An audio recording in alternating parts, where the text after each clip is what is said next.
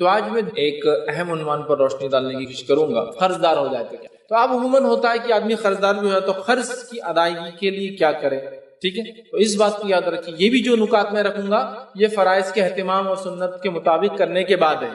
خالی آپ یہ کر لیں گے تو فقر فاقہ اور قرض نہیں ہٹنے والا ہے، یہ بات کو بھی ہم اور اس بات کو بھی ہم سمجھیں کہ قرض کوئی بہت اچھی چیز نہیں ہے، یاد رکھیں یہ حلال ہے لیکن کو بہت اچھی چیز نہیں ہے کہ آپ بس خوشی خوشی قرض لیتے رہے، بس کچھ لوگ عادت بنا لیتے اس لیے کہ نبی اکرم صلی اللہ علیہ وسلم نے جو قرض دار تھا اور اگر انتقال کر گیا تو اس کی نماز جنازہ نہیں جب تک کہ اس کے قرض یا تو ادا نہ کیا گیا ہو یا تو کسی نے۔ اسی طرح آپ نے فرمایا اگر وہ شہید بھی ہو جائے پھر زندہ ہو، شہید بھی ہو جائے پھر زندہ ہو، شہید بھی ہو جائے پھر زندہ ہو، تو بھی اللہ تعالیٰ اس کی مغفرت نہیں کرے گا جس پر قرض ہو، اس کا حساب معلق لڑکا ہوا ہوتا ہے۔ 3 times بھی شہادت ویسی ایک باری بہت بڑا درجہ ہے لیکن پھر زندہ ہو جائے پھر مر جائے پھر زندہ ہو جائے پھر بھی مر جائے اور قرض دار ہو تو حساب نہیں شروع ہوتا، اس بات کو ذہن میں رکھیں۔ قرض کو اچھی چیز یہ اس لیے کہہ رہا ہوں بہت سارے لوگ خوشی خوشی لیتے ہیں، سمجھ رہے ہیں یہ کوئی بہت اچھی چیز نہیں، اس لیے کہ مر جائے تو پھر وصیت ہونا چاہیے، سسٹم ہونا چاہیے کہ ادا کرنے والے لوگ پیچھے، ٹھیک۔ لیکن حلال ہے، لیا جا سکتا ہے چونکہ دنیا میں کچھ لوگ مالدار ہے کچھ لوگ غریب ہے، غربت کچھ کی ہے کہ بغیر قرض کے معاملہ چلتا نہیں ہے، تو لہٰذا بالکل لے سکتے ہیں، میں یہ نہیں کہہ رہا ہوں لیکن کوئی پسندیدہ چیز نہیں۔ ایسا لوگ ہوتے ہیں نا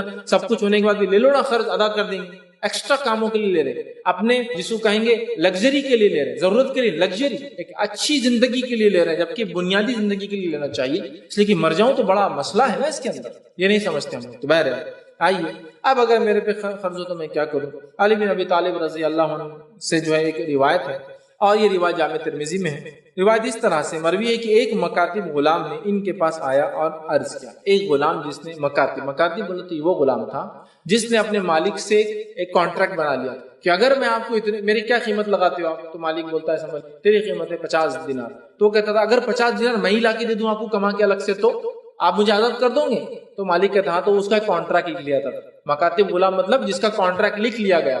اب یہ غلام کیا کرتے تھے، اپنے مالک کے کام کے بعد ان سے پرمیشن سے ایکسٹرا ٹائم لیتے تھے اور خوب محنت مشقت کرتے تھے جا کے مارکیٹ اور اتنا پیسہ جمع کرنے کی کوشش کرتے جس سے اپنے آپ کو آزاد کر۔ تو مکاتب غلام تھے مطلب جس نے کانٹریکٹ کر لیا تھا اپنے آقا سے کہ میں کب چھوٹوں گا اگر اتنا دوں، اب وہ محنت کر رہے آئے اور کہا کہ میں اپنی مکاتب کی رقم ادا کرنے سے عاجز آ گیا، مالک نے رقم تو طے کر دی، ادا ہی نہیں کر پا، اپنی آزادی نہیں لے پا، تو میں عاجز آ چکا ہوں، تھک چکا ہوں، ٹھیک ہے عاجز آ گیا ہوں، لہٰذا میری مدد کی جائے، آپ میری مدد۔ علی سے وہ کہنے لگا رضی اللہ علی رضی اللہ عنہ نے فرمایا کیا میں آپ کو وہ کلمات نہ سکھاؤں جو مجھے رسول اکرم صلی اللہ علیہ وسلم نے سکھائے تھے؟ آپ پر ایک بڑے پہاڑ کے برابر بھی قرض اگر ہوگا تو اللہ تعالیٰ اسے دور کر دے، ایک بڑے پہاڑ کے برابر بھی قرض ہوگا تو اللہ تعالیٰ تجھ سے یہ قرض دور کر دیں، کیا یہ دعا نہ بتا دوں؟ انہوں نے کہا بالکل یہ دعا تو آپ بتا دیجئے۔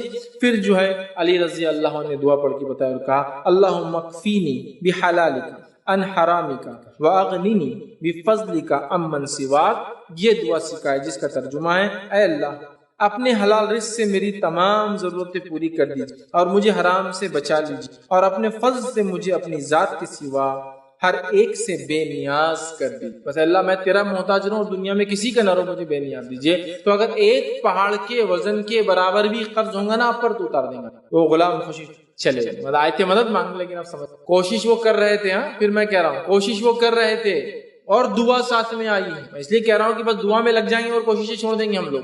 دونوں پرندے اپنے گھونسلوں سے نکلتے ہیں، خالی پیٹ تو بھر پیٹ واپس آتے ہیں، خالی بیٹھے نہیں رہتے، توکل کر کے نکلتے ہیں۔ یہاں بھی وہی ہے، کیا ہے کہ وہ کوشش کر رہے تھے لیکن نہیں ہوگا، کہا دعا بھی تو کرو، خالی کوشش ہی نہیں، دعا بھی شامل ہونا چاہیے۔ تو یہ دعا اگر پہاڑ برابر بھی ہوگا تو ہو جائیں گے۔ اسی طرح جو ہے روایت ہے ایک دن نبی اکرم صلی اللہ علیہ وسلم مسجد نبوی میں جو بیٹھے ہوئے تھے وہاں پر جو ابو امامہ ایک انصاری صحابی آئے اور فرمایا اور کہا، آپ صلی اللہ علیہ وسلم کو جب دیکھا تو کہا ابو امامہ کیا بات ہے، مطلب وہ آئے اور بیٹھے ہوئے، کیا بات ہے میں تم کو نماز کے وقتوں کے علاوہ بھی جو ہے مسجد میں بیٹھا ہوا دیکھ رہا ہوں، مطلب تو نماز کے علاوہ بھی بہت دیر بیٹھے ہو، کیا بات ہے؟ تو ابو امامہ رضی اللہ عنہ نے فرمایا اور کہا اے اللہ کے رسول صلی اللہ علیہ وسلم مجھے غموں نے گھیر رکھا ہے اور جو ہے قرضوں کے بوجھ تلے دبا جا رہا، بہت غم ہے اور قرضوں کے بوجھ تلے دبا جا رہا، بہت پریشان، ایک تو غم دوسرے قرض کا بوجھ، دونوں مجھے پریشان کر رہا ہے، اس لیے میں مسجد میں ایکسٹرا بیٹھا ہوا رہ رہا ہوں، ٹھیک۔ نبی اکرم صلی اللہ علیہ وسلم فرمایا کہا کیا میں آپ کو ایک کلام نہ سکھاؤں کہ جب آپ اسے پڑھیں تو اللہ عز و جل آپ کی غم دور کر دے گا اور آپ کا قرض اتار دے گا؟ کیا میں تمہیں ایسے کچھ کلمات سکھاؤں جس سے تمہارا غم بھی دور اور قرض بھی ادا ہو جائیں گے؟ ٹھیک ہے، تو انہوں نے کہا اللہ کے رسول صلی اللہ علیہ وسلم بالکل ضرور بتائیں، اور پھر نبی اکرم صلی اللہ علیہ وسلم نے یہ دعا جو ہے ہم کو سکھائی، ٹھیک ہے، اور وہ بڑی دعا ہے جس کا ترجمہ اس طرح سے ہے، اللہ میں غم و حزن سے تیری پناہ مانگتا ہوں، اور کمزوری اور سستی سے تیری پناہ مانگتا ہوں، بزدلی اور بخیلی سے تیری پناہ مانگتا ہوں، خرچ کے بوجھ اور لوگوں کے جو غلبے سے تیری پناہ جو ہے چاہتا ہوں۔ یہ دعا جو ہے نبی اکرم صلی اللہ علیہ وسلم کو وہ دعا سکھائی، تو کہا اگر یہ دعا پڑھ لے تو اللہ تیرے سارے غم دور کر دے گا اور ساری مشکلیں حل۔ دوسری دعا جامع ترمذی کی ہے، اس روایت کے اندر آپ صلی اللہ علیہ وسلم نے فرمایا جس کا ترجمہ یہ ہے کہ اللہ مجھ سے قرض دور کر دیجیے اور فقر اور فاقے سے میری کفایت کر دیجیے، مجھ سے قرض دور کر دیجیے اور فقر اور فاقے سے کفایت کر دیجیے۔ تو وہاں بھی کیا تھا، مجھ سے قرض دور کر دیجیے اور فقر اور فاقے، اس لیے میں نے بھی عنوان دونوں ساتھ لے لیا، چونکہ فقر اور فاقہ قرض کو بھی لا لیتا ہے ساتھ، ٹھیک ہے، مجھ سے قرض دور کیجیے اور فقر اور فاقے سے میری کفایت کیجیے، یہ انہوں نے، ٹھیک ہے، تو یہ دعائیں ہم کو کرنا۔ اسی طرح قرض لیتے وقت یہ نیت ہوگی قرض کو واپس دینا، اگر نہ ہوگی تو دو نقصان ہوگا، ایک قرض کبھی واپس نہیں کر پائیں گے، اور دوسرا نبی اکرم صلی اللہ علیہ وسلم فرمایا، مسند احمد کی روایت ہے، جو شخص اس نیت سے قرض لے کے واپس نہیں کرنا ہے وہ ڈاکو ہے، اس نے ڈاکہ، جو شخص قرض اس نیت سے لے کے واپس نہیں کرنا وہ ڈاکو ہے۔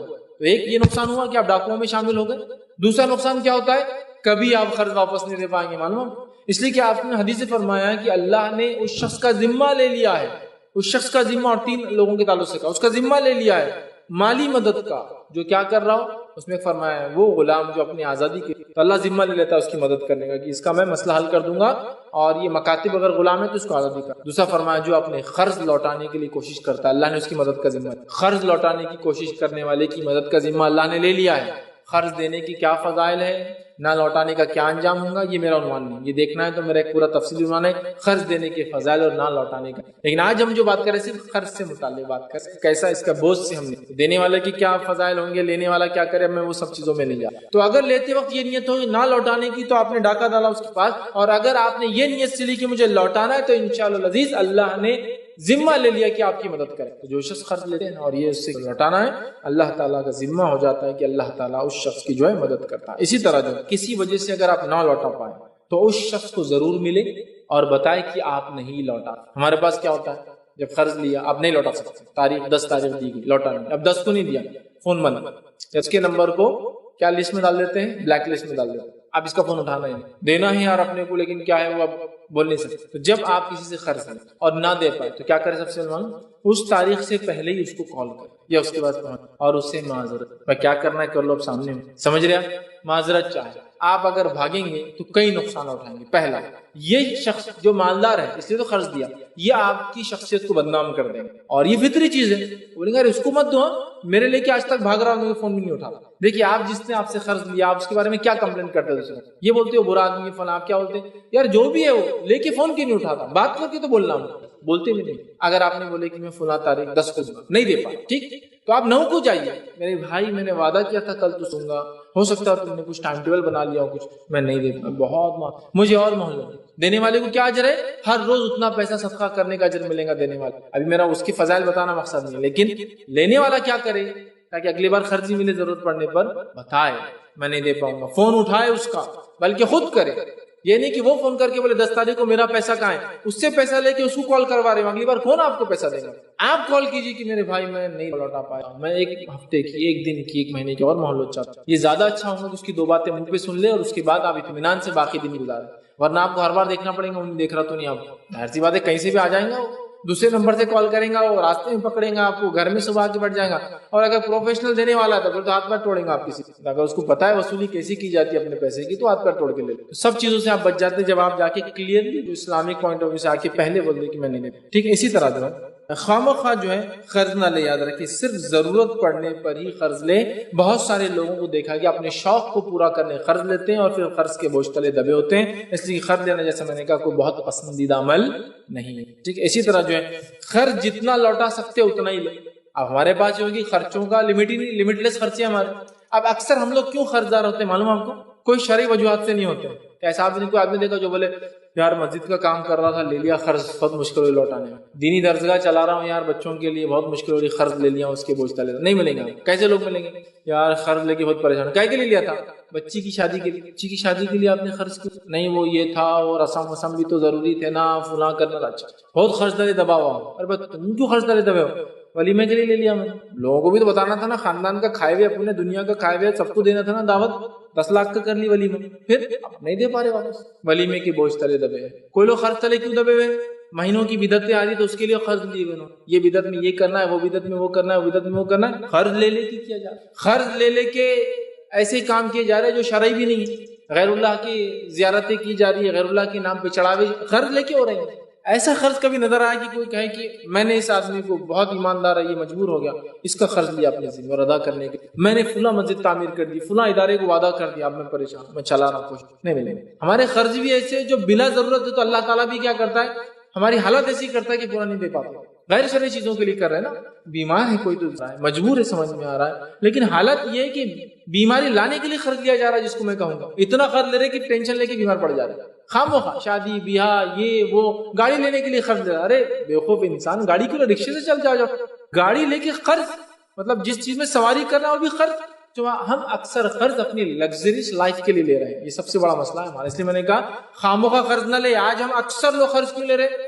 5 لاکھ قرض لے کے میرے کو کہاں دبئی جاب کرنے جانا ہے، بیوقوف اپنی صلاحیت پر جا، 5 لاکھ قرض لے کے جائیں گا، اگر نہیں کما پایا تو آنے کے بعد کیا، پھر سود پہ لے کے دیتا، امی کا زیور لے کے دے رہا، شادیوں کے بیوی کا زیور لے کے دے رہا، اس کا ادھر اس کا ادھر، اور پھر 10 سال بعد بھی قرض میں گیا تھا، قرض میں ڈوبا ہوا آیا، قرض میں ڈوبا ہوا۔ کئی لوگوں کو میں نے دیکھا جو وہاں جا کے روتے ہیں کہ ہم چلے گئے اور 10 لاکھ روپے قرض لیا تھا وہاں سے، یو کے چلے گئے تعلیم کے لیے، 50 لاکھ کا قرض لے کے ڈاکٹر بننے، اور کیا کرنے کا ہے، ہندوستان میں رہ کر چپراسی بنو زیادہ اچھا ہے۔ قرض میں کہہ رہا ہوں نا، بہت اچھی چیز نہیں کہ خوشی خوشی آپ اٹھے اور 50 لاکھ کے قرض لے کے چلے، 10 لاکھ یوں اٹھا رہے، دیکھا جائے یہ ضرورت والے قرض نہیں، یہ ہم نے لگژری اپنے لائف سٹائل مینٹین کرنے۔ کیوں؟ آپ کیا انڈیا میں ڈگری حاصل کرے تو آپ کو اللہ تعالیٰ آپ کے رزق میں کم دیں گا کہ جتنا تھا، اور اگر یو کے سے کیے تو اللہ رزق بڑھا دیں گا؟ ارے جنہوں نے کچھ نہیں پڑھا وہ اتنا کماتے ہیں کہ جو دنیا بھر کماتے دیکھ کر ان کو شرماتے ہیں کہ کچھ نہیں پڑھنے والا بھی کماتا۔ اس سے میں جو لوگ پڑھائی کر رہے ہیں، محنت کر رہے ہیں، ان کو نیچے نہیں دکھا رہا ہوں، میں کہنا یہ چاہ رہا ہوں رزق انسان تقدیر سے لاتا ہے۔ میرے کوشش کرو نا تم، اچھی تعلیم رزق کا ذریعہ بن سکتی ہے، لیکن تعلیم سے انسان کمائے ضروری نہیں۔ دیکھیے ایک آدمی ہے پتہ نہیں کیا کیا ڈگریاں حاصل کیا، لیکن بزنس کرتا ہے، وہ ڈگریوں سے کوئی فائدہ نہیں اٹھایا، بزنس کر رہا ہے، اتنا کما رہا ہے کہ وہ ڈگری آپ تو لوگ اتنا نہیں کر سمجھ رہے ہیں بات۔ میں یہ کہنا تو نہ میں تعلیم سے روک رہا ہوں، نہ میں آپ کو ڈی موٹیویٹ کر رہا ہوں آپ کی کوششوں کو، میں کہہ رہا ہوں بات کو سمجھو میرے بھائی، جس کو بولتے ہیں ہوش تھامو۔ یہ ہمارے قرض جو ہم لیتے ہیں نا، اکثر یہ وہ قرض ہے جو قرض کی ہم کو ضرورت ہی نہیں شریعت اعتبار سے، اس کو پسندیدہ نہیں ہے۔ ایجوکیشن لو قرض، چلو باہر، جاب لو قرض، لو ویزا لگاؤ، ایجنٹس کو یہ دو وہ دو، ارے میری بھائی اپنی کیلیبر اپنی صلاحیت پہ جانا، ہندوستان میں کمانا، کیوں قرض لے کے جا کے پریشان ہوتے ہو؟ پھر ایسا قرض لو اگر لیتے ہو جو لوٹا سکو۔ فار ایگزامپل میں جو میرے پاس اتنے ایسٹس ہے، سونا ہے، چاندی ہے، گھر بار ہے، کہ میں اگر 10-5 لاکھ لے لیتا ہوں ادھار، جو اگر نہ بھی دے پاؤں تو بس وصیت کر دوں، گھر والوں کو بھیج دو اور دے دو میرے مقام، کوئی مسئلہ نہیں نا، پھر تو اس میں کوئی ایشو ہی نہیں۔ میں جب لگژری کے لیے جا رہا ہوں نا تو پھر اس کے لیے تیاری ویسی ہے کہ میں چیز کے لیے جا رہا ہوں جو ضرورت سے زیادہ ہے، اس کے لیے قرض لے رہا ہوں، پہلے تو لینا نہیں چاہیے، لوں تو پھر ایسا سسٹم بناؤ کہ جتنا لیا اتنا دینے کی طاقت ہو، ٹھیک ہے یہ دے دو، میرا گھر لے لو بیچ ڈالو اور دے دو، سونا ہے میرا بیچ ڈالو، ایسٹ سے میرے، شیئر سے میرے، بانڈ سے میرے، یہ بیچ ڈالو اور دے دو، کیا مسئلہ؟ تو یہ تو بھی ٹھیک ہے کہ سمجھ پروپورشن میں، چونکہ میں یہ بھی سمجھتا ہوں آج کے بزنس میں بغیر قرض کے بزنس ہوتا بھی نہیں، اور بزنس کی نوعیت کے اعتبار سے 2, 4, 5, 10 لاکھ کے قرض تو عام ہوتے ہیں، ڈیلی ٹرانزیکشن میں بھی لوگوں پر ہوتے ہیں، لیکن یہ وہ قرض نہیں جو شرعی قرض مانا جائے گا، یہ ایک نوعیت ہے۔ جیسا کہ میں بھی بزنس کرتا ہوں تو میرے روز کے ٹرانزیکشن ہے، تو لاکھوں ادھار دیتا ہوں تو لاکھوں کا قرض مجھ پہ چڑھتا ہے، لیکن وہ منتھ اینڈ میں 3 منتھس میں، کوارٹرلی، 6 منتھ میں، یہ ایئرلی وہ مینٹین ہو جاتے ہیں، مطلب ایسا نہیں ہوتا کہ وہ آدمی سال بھر میں ڈوب گیا، نہیں ویسا نہیں ہوتا، وہ بزنس کی نوعیت ہے، سال بھر کے آخر میں اس نے میرا قرض بھی دے گا جو لیا، میں ان کا قرض بھی دے دوں گا۔ قرض سمجھتے نا آپ کس جو آپ لیتے جس کے بوجھ تلے آپ دب جاتے، یہ ڈیلی ٹرانزیکشن میں آنے والے اخراجات، یہ قرض یہ وہ چیز جس کے بوجھ تلے آپ دب جاتے ہیں، جس کا بوجھ محسوس کر سکتے ہیں آپ۔ کئی لوگوں میں نے دیکھا قرض کے بوجھ سے ان کے بال سفید، بوجھ جلد ان کی ڈھیلی پڑ جاتی ہے، سوچنے اور سمجھنے کی صلاحیت کم پڑ جاتی ہے، سمجھ رہے ہیں؟ میں وہ بولنا چاہتا ہوں کوئی پسندیدہ چیز نہیں ہے، اور اکثر آج ہم قرض لگژری جینے کے لیے، اچھی زندگیوں کے تو قرض جتنا لوٹا سکتے ہیں اتنا لینا چاہیے، یاد رکھیے جتنی چادر ہے اتنے پیر پھیلائے، عام زبان میں رکھیے، اور قرض کو معمولی سمجھ کے شوق کی وجہ سے ضرورتوں کے لیے بہت اشد ضرورتوں میں لے۔ میں جانتا ہوں ایک زمانہ تھا، یہ آج کا سود خور زمانہ نہیں ہے، انٹرسٹ بیس سسٹم نہیں، لیکن ایک زمانہ تھا سے 25-50 سال پہلے کا، آپ اگر کسی کو قرض کا بول دیں نا اس کے آنکھ پہ کانٹے کھڑے، تو مرنا پسند ہے قرض نہیں لیں۔ اور آج کی حالت ہے جینا ہے تو قرض ہی لیتے رہو، بس آج ہمارا سسٹم ہے جینا ہے تو قرض لو، اس کے بغیر جینا تھوڑی ہوتا ہے۔ یہ انٹرسٹ بیس اکنامی کا نتیجہ، مقروض زندگیاں گزار۔ آپ کو معلوم یورپ اور امریکہ میں یہ نسل جو گزر رہی ہے اتنی مقروض ہو چکی کہ ان کی آنے والی نسل بھی اگر چکانا چاہے تو نہیں چکا سکتی، آنے والی نسل اکنامکلی غلام پیدا ہونا، اب حالت یہ چکی امریکہ اور یورپ میں کہ ان کا ڈیپ، ان کا ادھار ان کے نسلوں پہ ٹرانسفر ہو رہا ہے. گارنٹر ہوتا تھا نا پہلے، میں اپنے گارنٹر ہوں، اب گارنٹر نہیں ہے، تمہاری اگلی نسل کو دینا ہے. یہ لیول پر وہ خرچ پہ آ چکے ہیں، مانو یہ لیول پر خرچ پر آ چکے. ری فائنینسنگ نہیں، ری فائنینسنگ سسٹم چل رہا ہے. اس سے $1,00,000 لیا، اس سے ری فائنینس کرا، اس کا 1% تھا، اس کا آدھا ٹکا. یہ بولتا میں ری فائنینس کرتا ہوں، تمہارا میں پے کر دوں گا. وہ بینک لیتی بولتی 0.25 میں لوں گا. وہ بولتا میں ری فائنینسنگ کروں گا 0.1%، بولتا میں ری فائنینسنگ. وہ اتنا دور چلے گیا کہ اس کو بھی نہیں معلوم کہاں چل رہا اور کیا سسٹم. سمجھ رہے ہیں بات؟ تو ان کی نسلیں مخروض ہو رہی. تو اگر ہم بھی وہ سسٹم پہ جانا چاہتے تو وہ سسٹم تو تیار ہے ہمارے. تو ایک زمانہ تھا، اور آج ہی میں نے دیکھا لوگ، کچھ لوگ آتے ہیں اور اپنی مجبوریاں بتاتے ہیں کیوں مجبور ہیں. اور ہم لوگ خرچ بھی دیتے ہیں بہت سارے سسٹم سے. IRC کا بیت المال ہے، اس کے علاوہ بھی سوسائٹیاں. اتنا بوجھ ہوتا ہے ان پر جب آ کر ہم کو بولتے ہیں نا خرچ کا، کہ ایسا لگتا ہے ان کو سنبھالنے کو پتہ نہیں کتنا ٹائم لگے گا ہم کو. کہ بھائی رو مت، سمجھ جاؤ. ارے بھائی عام بات ہے. اور کتنا خرچ ہونے والا ہم کو 10,000 اور 5,000. لیکن وہ بولتے ہیں ہمارے خاندان میں کبھی کسی کو خرچ لینا بولے موت جیسے. ایسے بھی لوگ. اور ایک وہ بھی ہے، کچھ لینا ہے، کپڑے لینا ہے، چلو بڑے بھائی سے لے لینا خرچ. لیکن کپڑوں کے لیے شادی ہے بھائی، شادی کے کپڑے 2-4 لاکھ کے آئیں گے، ایسا تھوڑی خرچ لینا ہی پڑے گا اس کے لیے. ہر چیز کے لیے مطلب خرچ کو معمولی سمجھ رہے ہیں. بتانا چاہ رہا ہوں یہ بہت اچھی چیز، یہ بہت بڑا بوجھ ہو. نبی اکرم صلی اللہ علیہ وسلم یہ کتنی اہم چیز ہے. آئیے واقعہ سنیں. ایک صحابی کا انتقال ہوا، نبی اکرم صلی اللہ علیہ وسلم ہمیشہ جو بات پوچھتے تھے، یہ بات آپ نے پوچھی، کیا اس پر کوئی خرچ تھا جو آپ ہمیشہ پوچھتے تھے؟ کہا خرچ ہے. تو کہا اب میں جنازے کی نماز نہ پڑھوں گا نہ پڑھاؤں گا. فنش. تو ایک صحابی نے کہا اللہ کے رسول کیا کرنا ہے؟ تو کہا یا تو ادا کر دیا جائے یا کوئی ذمہ داری لے تو میں شریک. ایک صحابی نے کہا میں ہی ذمہ داری لیتا کیونکہ اس کے بیٹوں میں طاقت نہیں. کہا پھر میں اب شامل. یہ نہیں بولے کہ انتقال ہوا یار لوگوں کو برا لگے گا، اس کے خاندان والوں کو. نہیں، خرچ کا معاملہ معمولی نہیں. تو مذاق سمجھ کے خرچ ہو، بہت کلیئر ٹرمز پہ، بہت ضرورتوں کے تحت لیجیے. یہ بالکل غلط نہیں ہے لینا، پسندیدہ نہیں ہے، اوائڈ کر، لیکن حرام نہیں. کہ تو آپ سے خود خرچ لیتے رہے مختلف مواقع پہ، یاد رکھیے، لیکن آپ نے خود پسند. ٹھیک ہے. لیکن نبی اکرم صلی اللہ علیہ وسلم نے اپنی چوائس سے غربت والی زندگی کو پسند کیا تھا. آپ کو آپشنز تھے، آپ چاہتے تو دنیا کا مال و دولت آپ کے قدموں میں لا دیا جاتا، لیکن آپ نے بائی چوائس یہ زندگی، سمجھ رہے ہیں، بائی چوائس. ٹھیک ہے. اسی طرح سیونگز کی عادت ڈال. سیونگ سمجھتے ہیں. اب سیونگ بولتا ہوں تو دیکھو یہودیوں کے انگریزوں جیسی باتیں کر رہے ہیں. ہر انگلش ٹرم یہودیوں اور انگریزوں کا نہیں رہتا. سیونگ سے مراد پیسے بچانے کی عادت ڈالی. ہم لوگوں میں اکثر وہ لوگ ہیں جو خرچ تو لیتے ہیں لیکن ان کو سمجھتا نہیں، جب اللہ دیتا ہے نا تو دونوں ہاتھ سے خرچ کرتے ہیں، اور جب نہیں ہوتا ہے تو دونوں ہاتھ سے مانگتے پھرتے ہیں. سیونگز کی عادت ہے. سیونگز سے مراد بینک نہیں بول رہا ہوں، لیکن بچانے کی بچت. پہلے میں نے عورتوں کو دیکھا تھا، بوڑھی عورتیں رہتی تھی، دن میں کچھ بھی بچے نہ پیسے تو پلوں میں باندھ کے ایسا رکھ دیتے. اتنے پیسے آج کے سیونگ سے، مطلب شوہر نے 1 روپیہ دے کے گیا اور بولے آج کا خرچہ 1 روپے میں ہو جانا. اب دن بھر کا خرچہ 95 پیسے میں ہو گیا تو 5 پیسے بچ گئے. تو 5 پیسوں کے انہوں نے 5 پیسے کو لیا اور باندھ کے رکھ دیا. آنوں کا زمانہ تھا، 12 آنے ہوتے تھے تو وہ 4 آنے کے 4 آنے مل کے 12 آنوں کا 1 روپیہ بنتا تھا، بعد میں 100 پیسے کا. ٹھیک ہے. تو بچایا اپنا 4 آنے اور 5 پیسہ جو سب سے چھوٹا سکہ تھا رکھا. آج کے سیونگز 5. ٹھیک ہے. ایسے روز کی کیسے جمع کرتے تھے؟ اگر آپ میں سے کچھ لوگ یاد ہوں گا تو گھر میں دیوار بنتی تھی، دیوار کے اندر دیوار میں غلہ بنا ہوا ہوتا تھا، اس میں ڈراپ کرتے رہتے تھے. اب وہ غلہ توڑنا ہوتا دیوار توڑنا پڑتا، مطلب بہت سیریس میٹر پہ ٹوٹتا تھا وہ غلہ.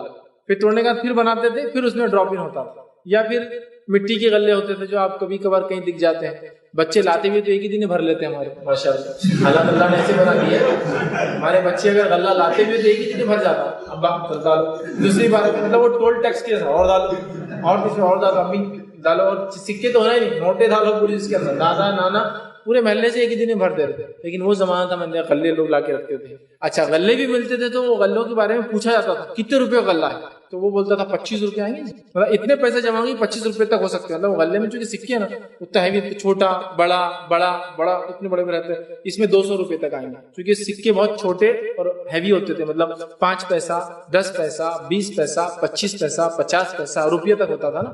پھر 2 روپے کا سکہ آیا، پھر 5 کا آیا. وہ تو ابھی زمانہ مطلب 2 روپے بہت بڑا سکہ ہوتا تھا یار. پھر نوٹیں آئی 1 روپے کی اور 2 تو سکے جمع. سیونگز ہر روز کی پلوں میں رکھ دیا، دیواروں میں رکھا، غلوں میں ڈالا.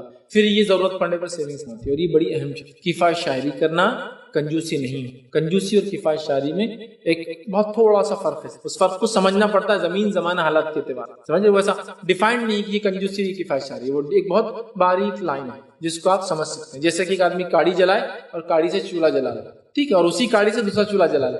کفایت شاعری کیا مسئلہ؟ کتنا کنجوس ہے، دونوں ایک سے جلا رہا. نہیں، کنجوس نہیں، کفایت شاعری.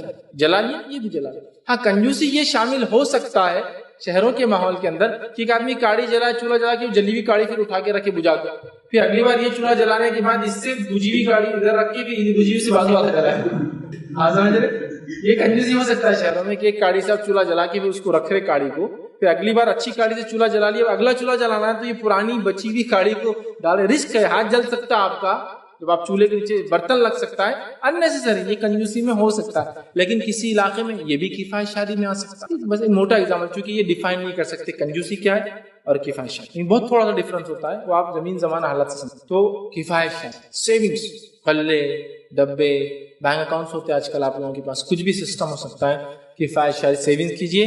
آج جو اللہ نے فراوانی دی ہے کل ہو سکتا ہے. جیسے آج سمجھ لیجیے میں ایک لیبر ہوں، ٹھیک ہے، آج کام بہت اچھا ہے، لیبر ورک خوب چل رہا ہے، لیکن اب ریتی بند ہو جاتی ہے، کبھی سیمنٹ کا پروڈکشن کبھی کمپنیاں روک دیتی، پھر کیا ہوتا ہے 2-3 مہینے لیبر خالی ہے. تو جب وہ لیبر کام پر ہے، جو کہ سال کے 8 مہینے کام چل رہا ہے، 4 مہینے بند ہے، بارش زیادہ ہوگی تو ریتی نہیں مل رہی، سیمنٹ کمپنی نے بند کر دیا، لوہا بند ہو گیا، مہنگا ہونے سے کنسٹرکشن ورک رک گیا، ہوتا ہے نا ایسا. یہ سب چیزیں انڈیا میں کامنلی ہوتی ہے، ٹھیک. تب کیا کریں گے؟ وہ دور جس میں محنت مشق کی 8 مہینے، اس میں اتنی سیونگ کرے کہ یہ 4 مہینے، اور یہ ضروری ہے. سیونگز کی عادت ڈالے عورتیں اور مرد، انشاءاللہ اس کے بڑے فائدے. رقم بڑی چھوٹی بھی، لیکن وہ کچھ زمانے میں چلتی اگر رہی تو بڑی ہوتی. ایک مثال چھوٹی سی سمجھ لیجیے، آپ لوگ ہر سال آپ کی انکم کے اعتبار سے ڈیپینڈ ہے، سمجھ لیجیے ہر مہینے میری انکم کا 1000 میں بچا سکتا ہوں. 1000 اگر آپ کی انکم کا بچا سکتا اور اس کا بازو رکھ دو، جو کہ آپ کے لیے کوئی بڑی بات نہیں ہے، لیکن آپ خرچ کر دے بھی تو آپ کے لیے کوئی بڑی بات نہیں. اگلے مہینے آپ اس سے زیادہ کما لیتے ہیں، لیکن وہ 1000 نکالنے کی عادت ڈال. فار ایگزامپل یہ عادت آپ نے 4 سال چلنے دی تو کتنا پیسہ جمع کر لیا آپ نے؟ کم بیش 50,000 ایسی 48,000 ایسی جمع ہو کے پڑا ہوا آپ. مطلب یہ یا تو کسی کی مدد میں کام آئیں گا، یا تو خود آپ کو ضرورت پڑنے پہ کام آئیں گے. اور یہی عادت آپ نے اٹھا کے رکھی تو سسٹمیٹک آپ ڈالتے رہے 1000 روپے.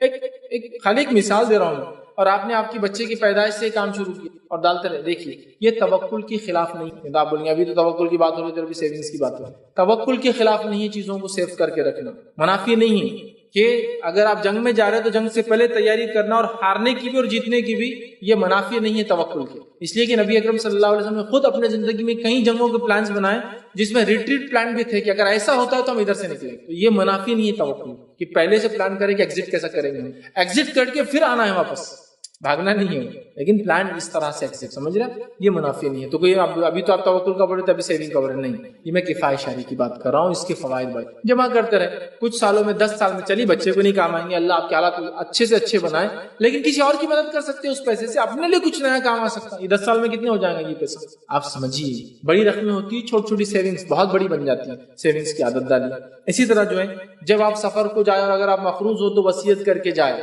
کہ میں نے ان سے لیا ہوں بچوں، میں نے ان سے ابا، میں نے ان سے لیا امی، میں نے ان سے لیا بیگم، بتا کے جائے. شادی نہیں ہوئی تو بھائی میں نے ان سے لیا ہوا، میں جا رہا ہوں سفر پہ، کچھ ہوتا ہے تو جب فلاں چیز میری ہے اس کو بیچ کے ان کو دے دینا چاہیے. وصیت کرنا.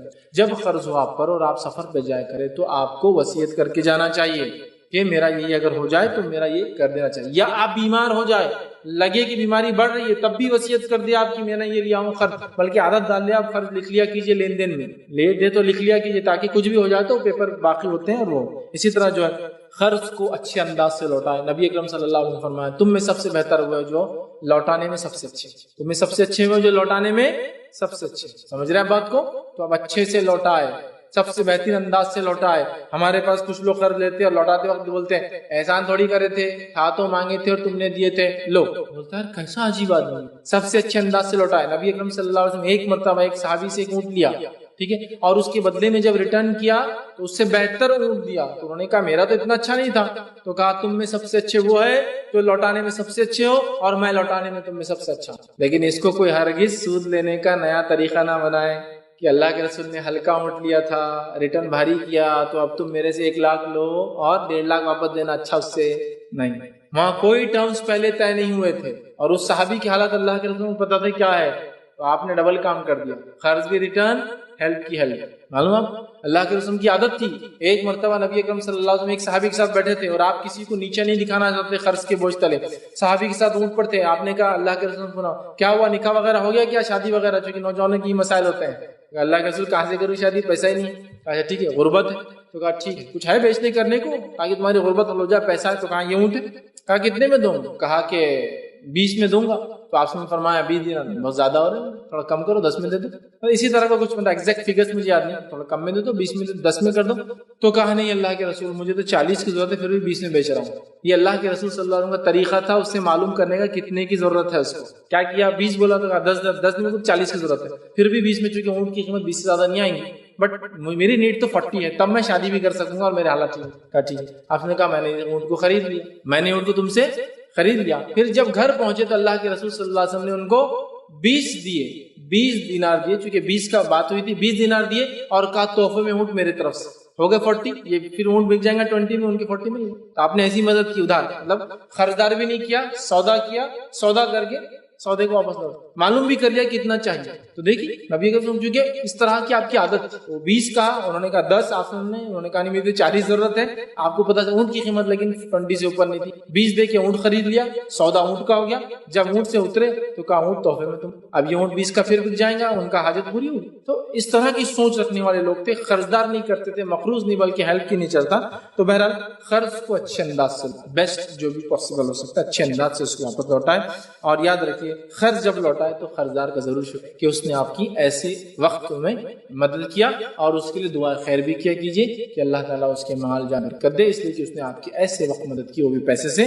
ताकि याद रखिए आपकी उनकी हदीस भी है, और अगर गायबाना सामने भी कहे इससे एहसान मंदी नजर आती है, गायबाना भी करे, चूंकि गायबाना दुआ का असर ज्यादा होता है सामने बोलने की। आपकी हदीस है जब कोई मोमिन बंदा अपने मोमिन भाई के लिए गायबाना दुआ करता है, ये दुआ अल्लाह रद्द नहीं। और एक रिवायत में फरमाया जब कोई मोमिन बंदा अपने भाई के लिए दुआ करता है तो फरिश्ते उसके लिए आमीन कहते हैं उसी अल्फाज, मतलब उसके लिए, मतलब ये कह रहा है अल्लाह मेरे भाई का मसला हल कर, तो फरिश्ते बोलते हैं अल्लाह इसका मसला हल कर, मतलब जो दुआ भाई के लिए करेगा वो दुआ फरिश्ते इसके लिए कर। तो कितना अच्छा तरीका है, दूसरों के लिए करो और अपने लिए करवाओ। वो फरिश्ते कर रहे हैं, आमीन भी कह रहे हैं उस पर, फरिश्ते कहते हैं अल्लाह इसके लिए आमीन, जब वो कहता है मेरे भाई का मसला इसके लिए आमीन, अपना काम भी हल हो रहा है। अच्छी से अच्छी दुआएं दीजिए, जाहिर भी दीजिए, क्योंकि शुक्रिया अदा करना जरूरी है, वो कीजिए ताकि वो अगली बार आपकी मदद भी कर सकता है और उससे खुशी भी होंगी। इसी तरह जो है कर्ज को जो है मजबूरी समझ के लीजिए, आदत समझ के, बहुत अच्छी और पसंदीदा चीज नहीं है। मैं चाहूंगा वो क्लियर हो, लेकिन जनरल सेंस में एडवांस रेंट का माना होता है 1 महीने का एक्स्ट्रा। एडवांस रेंट खर्च नहीं हो, एडवांस रेंट ये आपने किसी चीज के एवज उसका जो पैसा आना था उसके यूज के एवज वो आपने पहले ले लिया, आप बिल्कुल उसको इस्तेमाल कर सकते, ठीक है। तो advance rent as such in general जो बिल्कुल हम बोलेंगे वो आप बिल्कुल ले सकते हो और वो इस्तेमाल कर सकते हैं, क्योंकि वो आपकी चीज के इस्तेमाल के एवज आपने वो ले ली, समझ। या एडवांस रेंट जब भी दुरुस्त हो सकता है जब चीज 1 साल 2 साल 3 साल के लिए जाती है, फिक्स होता है, या फिर आप इतनी उसके पीछे लागत कर देते हैं कि अगर वो इस्तेमाल करे या ना करे आपको उतना लेना पड़ता है, समझ रहे बात को, आपको उतना लेना पड़ता है। उस शक्ल में भी जो आप एडवांस रेंट बोल के 1 साल का लेंगे वो आप पूरा यूज कर सकते हैं, इसलिए कि वो एवज है, वो किराया, समझ रहे बात को, यहाँ भी वो दुरुस्त हो जाएगा। एक दूसरा जो डिपॉजिट लेते हैं, डिपॉजिट मतलब उसके एवज कोई चीज एज अ गारंटी, इसको हैवी डिपॉजिट भी बोलते हैं आजकल, डिपॉजिट बोलते हैं। मिसाल के तौर पर आप मेरी दुकान इस्तेमाल करेंगे और उस दुकान के बदले मैं क्या करूंगा, आपको कहूंगा कि 2 लाख डिपॉजिट। ये डिपॉजिट एज अ गारंटी है कि आप दुकान पे कब्जा नहीं करेंगे, भाग के नहीं जाएंगे, या रेंट को नहीं करेंगे, नुकसान नहीं पहुंचाएंगे, एज अ गारंटी। जो एडवांस जो पैसा आप लेते हैं as a deposit, as a guarantee जो लिया जाता है, ये कर्ज है आप पर, इसको आप सिर्फ गारंटी के तौर पे रख सकते हैं, इसका इस्तेमाल करके फायदा उठाना भी आप पर जायज नहीं, फिर वो सूद में आ जाएगा, क्योंकि उसके पैसे से आप फायदा उठा रहे जबकि उससे किराया तो आप बराबर ले रहे हैं, समझ रहे हैं। फॉर एग्जाम्पल आपने बोला कि मेरी दुकान है, इसके बदले मुझे 5 लाख डिपॉजिट चाहिए, इसलिए कि लोग नुकसान करते हैं, रख लेते हैं, निकलते नहीं है, तकलीफ। तो अगर आप 5 लाख लेते हैं तो ये 5 लाख उसके आप पर उधार है, कर्ज नहीं बोलेंगे, उधार है। लेकिन दूसरे शक्ल में देखा खर्च चूंकि आप इस्तेमाल कर सकते हैं, उधार इस्तेमाल नहीं होगा, मतलब आपने सिर्फ एज अ गारंटी ली, लेकिन वो आप पर उधार है, उसको देना है, लेकिन उसको आप इस्तेमाल नहीं करेंगे। अगर आप उसको इस्तेमाल करते हैं और उससे कुछ बेनिफिट होता है तो फिर आपको बेनिफिट को किराए में से कम करना होगा, फिर वो जायज है। और ये भी बताकर होगा, बहुत से लोग ये मिसाल देते हैं कि नबी अकरम सल्लल्लाहु अलैहि वसल्लम ने ज़कात के ऊंट का दूध किसी को इस्तेमाल के लिए दिया। मेरे भाई, ज़कात के ऊंट का दूध किसी को इस्तेमाल के लिए देना एक अलग ही शक्ल है, इसलिए कि जानवर को कुछ देना पड़ता है तो वो आउटपुट भी देता है, और अगर जानवर का दूध ना धोया जाए तो वो बीमार होकर मर भी जाएंगे, खराब हो जाएंगे। मालूम, जानवर का आप दूध नहीं धोएंगे, 1-2 दिन दूध सड़ना शुरू हो जाता है अंदर, समझ रहे, तो दूध निकाला जाएगा, तो जानवर इनपुट भी लेता, आउटपुट भी। इसके एग्जाम्पल ऐसा हो सकता है कि मैं कहूं कि आपके भेड़ बकरियां मेरे पास रहेंगी अमानत गिरवी, آپ جب تک میری وہ چیز استعمال کر رہے ہیں. تو یہ بکریوں کو چارہ کون ڈالیں گے؟ میں ڈالوں گا تو دودھ بھی میں لے سکتا ہوں. تو یہ اس چیز سے فائدہ نہیں، اس چیز کو مینٹین کرنے سے فائدہ ہے. جیسے کہ صحابہ ایک دوسرے کو گھوڑا دیتے تھے، گھوڑا کہ میرا گھوڑا تم رکھ لو. بہت مہنگی چیز گھوڑا بولے تو کار، عربی گھوڑے کار سے مہنگی آتی. آج بھی عربی گھوڑے 10-20 لاکھ سے کم میں نہیں کار دے رہا. تو اب ظاہر سی بات ہے جب وہ گھوڑا دے رہا ہے تو گھوڑے کو اس صحابی کیا کرنا پڑے گا؟ زندہ رکھنا ہے، پالنا ہی پڑے گا. تو جب وہ گھوڑے کو کھلائیں گے تو گھوڑے کی رائڈ بھی کریں گے، سمجھا؟ لیکن ایسا کوئی کام نہیں کریں گے کہ اس کے استعمال سے ایکسس ہو جائے جس سے گھوڑے کچھ ہو جائے، سمجھ رہا؟ تو یہ جانور ایک الگ شے. اس کی ایک مثال یہ بھی لے سکتے کہ آپ پیسہ لے رہے ہیں، اس کا اس پیسے کو مینٹین کرنے کچھ اخراجات آ رہے ہیں آپ، سمجھ رہے ہیں؟ فار ایگزامپل آپ کسی 5 لاکھ روپے کا ڈپازٹ لے رہے ہیں اور اگر آفیشیل بزنس کرنے والا آدمی تو آپ کو چیک سے دیں گے. جب چیک سے دیں گے تو آپ کو اکاؤنٹ میں مینٹین کرنا پڑیں گے، یا تو ادھار بتائیں گے یا تو اس نے پھر ایڈوانس پیمنٹ یا جو بھی بتائیں گے اس کے اگینسٹ آپ کو ٹیکسز دینا پڑیں گے، یا پھر اس 5 لاکھ کا آپ کو زکات دینا پڑیں گے.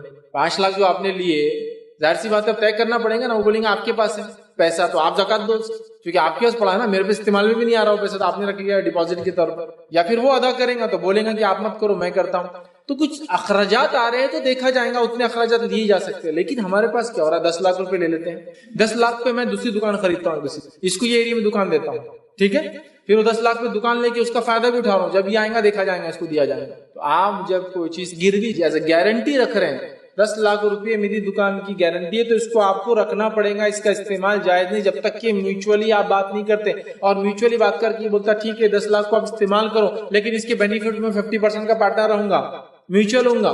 لیکن اب وہ بولے نہیں بھائی میوچل انڈرسٹینڈنگ پہ یہ بول رہے کہ آپ 10 لاکھ کو استعمال کرو، آپ ادھار دے رہے پھر اس کو 10 لاکھ استعمال کرنے، اس کے عوض آپ دکان لے رہے. لیکن لینے والا اگر اس لیے 10 لے رہا کہ میری دکان کا فائدہ اٹھا رہا تو میں 10 لاکھ ڈپازٹ لوں گا، تو پھر یہ لینے والے کی نیت میں خرابی اس لیے کہ وہ ایک قسم کا سود ہو رہا ہے، اس لیے کہ وہ نفع آ رہا نا آپ کو اس پیسے سے، جبکہ پیسہ کسی اور کا ہے. تو یہاں اس بات کو سمجھنے کی ضرورت ہے. تو ڈپازٹ جو آپ لیتے ہیں اس کو آپ اٹھا کے رکھ دیں گے، ٹھیک ہے. اگر اس پر کوئی کاسٹ انکر ہو رہی ہے تو اس کو بتائیں گے اتنی انکر ہو رہی ہے، مطلب اتنا لگ رہا ہے میں لے لوں گا اس میں سے، یا پھر اس کو رکھیں گے امانت کے طور پر. اس کا استعمال آپ کے لیے درست نہیں ہے، اگر استعمال کرتے ہیں تو اس کا فائدہ پھر اس کو پہنچانا چاہیے جس کی وہ چیز ہے. یا پھر میوچولی انڈرسٹینڈنگ کے ساتھ ہو رہا ہے کہ بھائی ہیوی ڈپازٹ میں نے آپ کو دیا ہے، لیکن آپ کیا کیجئے وہ ڈپازٹ کو واپس کر دیجئے ایز اے انویسٹمنٹ، پھر میں آپ کو دیتا ہوں، پھر آپ اس کے انویسٹمنٹ کو لگائیے، ہم دونوں میوچل پارٹنر رہیں گے جو بھی بینیفٹ. یہ تو پھر ایک شکل چینج ہو گئی، پھر پارٹنرشپ ہو گئی.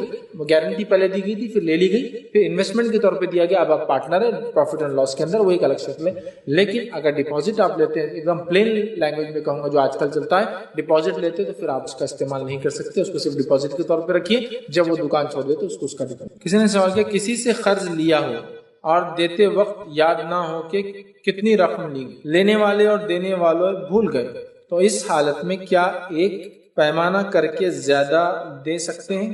مثلا 15,000 قرض ہوا اور بھول جائے تو دینے والا 20 دے سکتا ہے کیا؟ گھر کے ہی رشتہ داروں سے لیا گیا ہو قرض. کسی نے سوال کیا قرض لیا، لینے والے نے کتنا لیا یاد نہیں، دینے والے نے کتنا دیا یاد نہیں، میوچول تھے، رشتہ دار تھے، سوچا نہیں سمجھا نہیں کر دیا، اس معاملے میں کیا کرے؟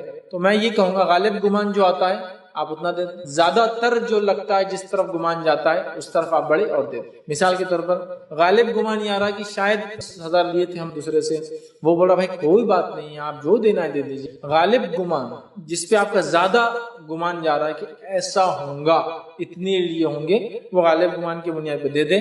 دینے والا اس نیت سے دے کہ اب جو کچھ بچ گیا میں نہیں جانتا ہوں تو میں بہرحال دے دے رہا ہوں. لینے والا یہ کہے کہ اس کے علاوہ کچھ ہوگا تو میں معاف کرتا ہوں، یہ کوئی مسئلہ نہیں. کیونکہ اب جب قرض لیا اور یاد نہیں رکھا مطلب بہت زیادہ اچھا رشتہ ہے، ٹھیک ہے، ورنہ لوگ آٹھانے یاد رکھتے ہیں. اس سے میں ایسا اندازہ لگا رہا ہوں کہ رشتہ بہت مضبوط ہے، اور 15,000 کا قرض ہی بھول جا رہے ہیں تو مطلب ایک محبت کی علامت ہے. تو دینے والا پھر غالب گمان جو دے دے، اور جیسے انہوں نے کہا 15 کا گمان ہے لیکن 20 دے رہے ہیں، بہت اچھی بات ہے نا، اچھا ہے نا، زیادہ دیجیے بھائی، ہو سکتا ہے میرے طرف نہ آ جائے تو لے لو، اس میں بھی کوئی ماشاءاللہ کوئی حد نہیں. چونکہ دیتے وقت کوئی طے نہیں ہوتا کہ 15 کے 20 دی جائیں گے. تو اب آپ سوچ رہے غالب گمان 15 لیا ہوں گا تو چلو اب کچھ بڑھ کے دینا چاہیے چونکہ ان کا لیا یاد بھی نہیں آ رہا ہے میں بھی. تو اس شکل میں جو بہتر کیفیت آپ کو نظر آتی ہو آپ دونوں میوچولی انڈرسٹینڈنگ کر لیں. ہو سکتا لینے والا ہی کہے تم 20 دینا چاہ رہے ہو میں تو 10 ہی مانگ رہا ہوں تم سے، مجھے بھی ڈر لگ رہا ہے کہ زیادہ نہ آ جائے، یہ ڈیپینڈ ہے آپ کے ریلیشن پہ.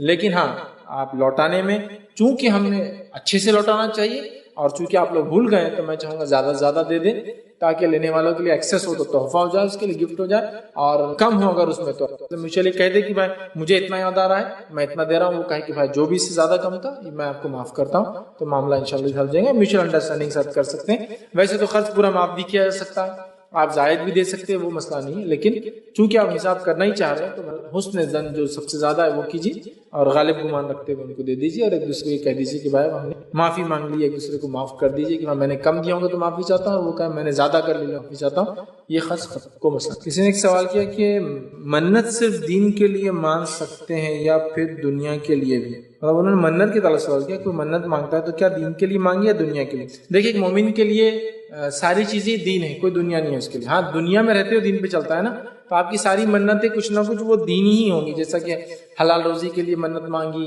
نیک اولاد کے لیے منت مانگی، کسی کام کے ہونے کے لیے منت مانگی۔ منت کے تعلق سے ایک بات یاد رکھیے، منت مانگنا اللہ کے رسول صلی اللہ علیہ وسلم نے پسند نہیں کیا، لیکن کوئی کر لے تو اس کو پورا کرنا واجب ہے۔ نبی اکرم صلی اللہ علیہ وسلم فرماتے اللہ تعالیٰ منت کے ذریعے بخیل سے پیسہ خرچ کروا دیتا ہے، وہ خرچ نہیں کرتا ہے نا، لیکن منت مانگنا پسندیدہ نہیں ہے، لیکن کرنا جائز ہے، کر لے تو پورا کرنا واجب ہے۔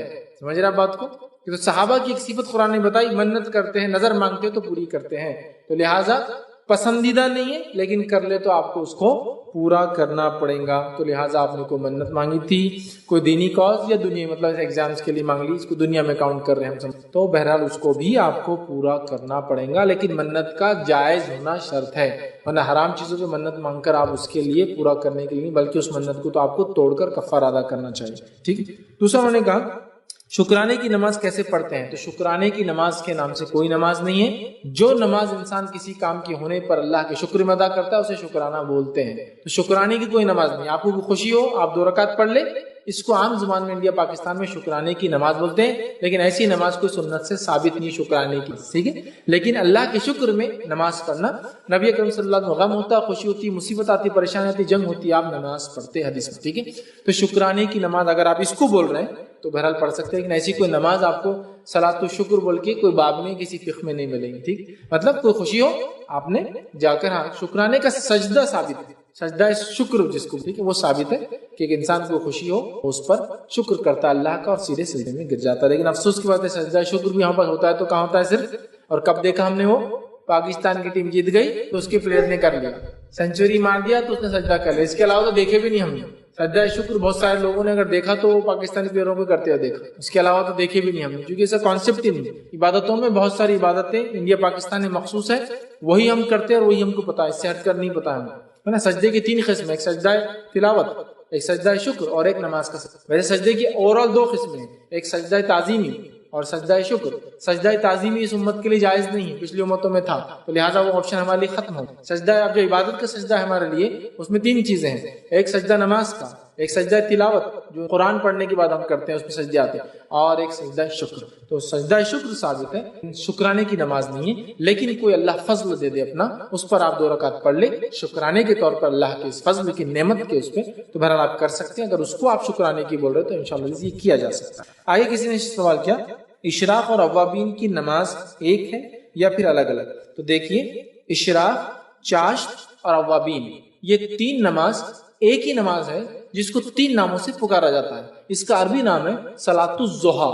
صلاۃ الضحیٰ یہ ظہر سے پہلے، زوال سے پہلے پڑھی جاتی ہے، فجر کے بعد طلوع آفتاب سے لے کر زوال کے پہلے تک پڑھے جانے والی نماز کو بولتے صلاۃ الضحیٰ، جیسے عشاء کے بعد سے لے کر فجر تک پڑھے جانے والی نماز کو بولتے قیام اللیل۔ اب اس کے کئی نام ہیں، اگر عشاء کے فوراً بعد پڑھی جائے تراویح، عشاء کے بعد رات میں کبھی پڑھی جائے تو قیام اللیل، اور عشاء کے بعد آخر وقت میں مطلب فجر سے پہلے پڑھی جائے تو تہجد، نماز ایک ہی، رات کی نماز قیام اللیل۔ تو لہٰذا صلاۃ الضحیٰ، صلاۃ الضحیٰ یہ وہ نماز جو بعد سورج نکلنے کے بعد، فجر کے بعد جب سورج نکل جاتا ہے اس کے بعد سے لے کر زوال سے پہلے ہوتی ہے۔ اگر یہ اول وقت میں پڑھی جائے، سورج نکلتی ہے، اس کو بولتے ہیں اشراق، اس کے بعد کسی وقت میں پڑھی جائے تو چاشت، اور جب سورج زوال سے پہلے ایک دم تپش پہ آتا ہے جب کہتے ہیں اوابین۔ بہت سارے لوگ اوابین کی نماز مغرب کے بعد پڑھتے ہیں، یہ سنت سے ثابت نہیں ہے، اس لیے کہ اواب کہتے پلٹنے والے کو، اواب کہتے پلٹنے والے کو، تو اوابین کی نماز اسی لیے کہا جاتا ہے کہ رات میں ریگستان میں سردی ہوتی ہے، تو اونٹ کے بچے صبح جب ہوتی ہے اور دھوپ نکلتی ہے تو ریت پہ جا کر کھڑے ہو جاتے ہیں گرمانے کے لیے. تو جب ریت اتنی گرم ہو جاتی کہ ان کے کھور گرم ہو کے وہ پلٹ کے بھاگتے اس کو کہتے ہیں اواب. اب مغرب کے بعد کہاں بھاگیں گا اونٹ کا بچہ واپس, وہ تو ٹھنڈا ٹائم ہوگا. اواب کا معنی ہوتا ہے اونٹ کا وہ بچہ جو ریگستان میں جا کے ریت پر بیٹھتا ہے, جب کھور گرم ہوتے ہیں, گرمی کی تپش بڑھتی ہے, تو اس کو جب انف ہو جاتا ہے تو وہ لوٹتا ہے اپنے جھاڑ کی طرف یا ماں کی طرف یا جہاں